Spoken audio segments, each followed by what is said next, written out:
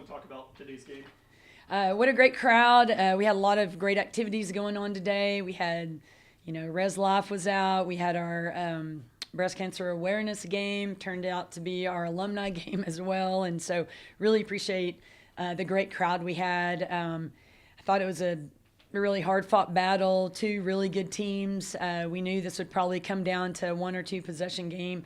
Just wish we had been on the other side of it.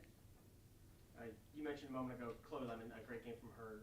Kind of how did you see that takeover, I guess? Man, what a great player. She doesn't need much time or space to get her shot up. But the frustrating thing is, that's what you put on the scouting report.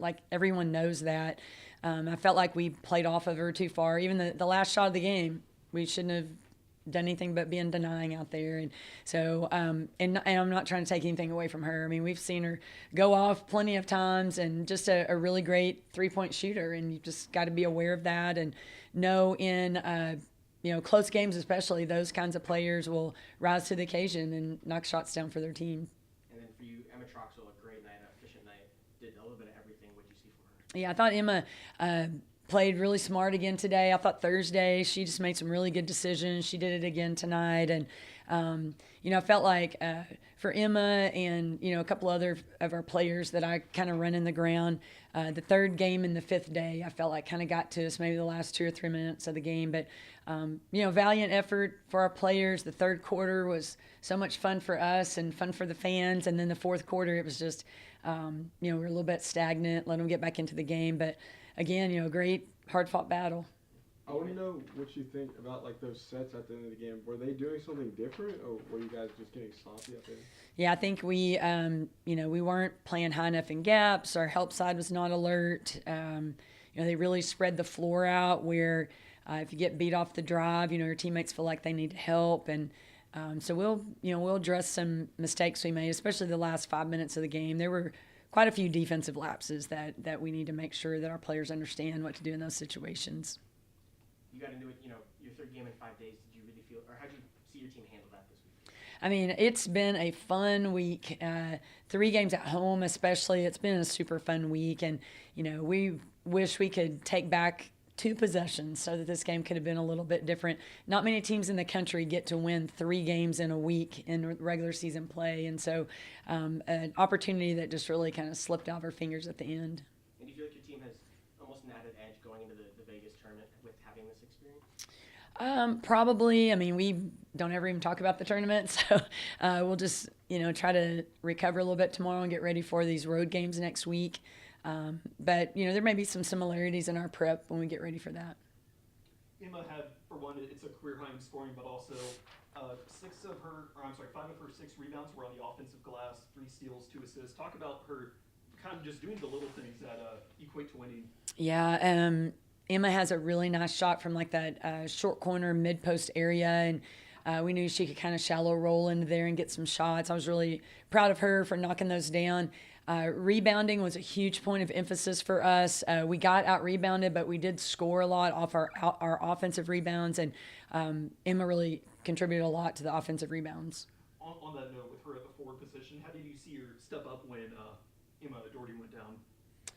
It made us a little bit slim as far as subs go, and Emma Troxel had to play more minutes than she probably needed to. She just plays so hard that we've got to give her a chance to catch her breath and recover a little bit.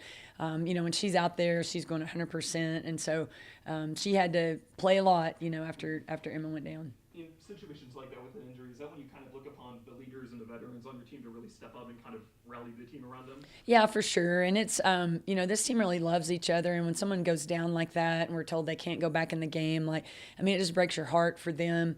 But you do have to get your mind back on the game and be like, hey, we're a little bit shorthanded. I've got to do a little bit more, maybe talk a little bit louder, rebound a little bit harder. But yeah, I thought our team handled it well. They're sad for Emma. Just you got to go out there and kind of make up for being shorthanded. Kind of on that note, what did you think of the old start to the second half? It was at least a 14-0 run. What did you see in that moment, and what led you all to be so successful? I really attribute our defense. I mean, we got some great defensive stops, got us into early offense. Our turnovers, or when we turned them over, we did a good job in that third quarter. finishing and transition. We ended the second quarter, he missed 3 layups, three shots in the paint. And, we talked about that at halftime. Like, look, we're going to get the shots that we want. You got to finish your shots. But I do think the run that we had, a lot was attributed to good defense and getting defensive stops. Anything from y'all? I want to kind of hone on Peyton Hall. She's still at 19, but she got a lot of different looks today. So just what did you get out of her? Yeah, Peyton is just a huge scoring threat for us. I mean, she's not a secret to anybody, but she can score in a variety of ways. And, when we need a bucket, we do put the ball in her hands a lot.